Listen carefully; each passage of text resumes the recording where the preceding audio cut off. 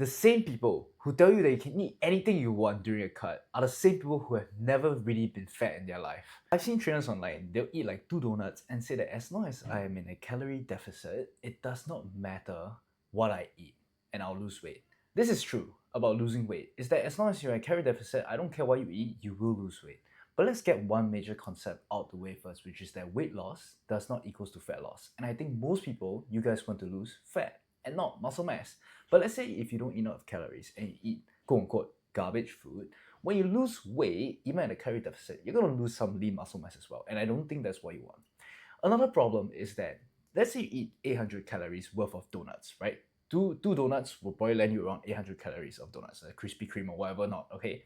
Let's say you're a girl, okay, when you are cutting calories, and your cutting calories will be around 1.5k calories. Okay, if you take 1.5k minus 800 calories, that leaves you 700 calories. Okay, and remember, you don't just have 700 calories because you need to make up for the nutritional lack of value in those two donuts. Those two donuts had no antioxidants that you can find in your leafy greens, has had no protein, had no minerals, have no probiotics, and basically they're very low in nutritional value. And you need to make that up in the next 700 calories, which in my opinion, I think is pretty damn hard to do. Okay? That's another big problem. Another problem is that cutting is already hard. Okay, even if you eat the healthiest food in the world, especially when you're cutting, you will still feel a bit hungry.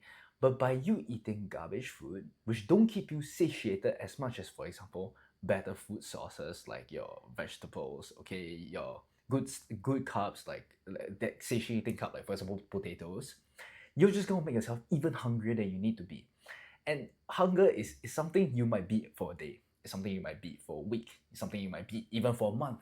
But how long before you crack, right? So don't make your life even harder than it needs to be. That's my opinion.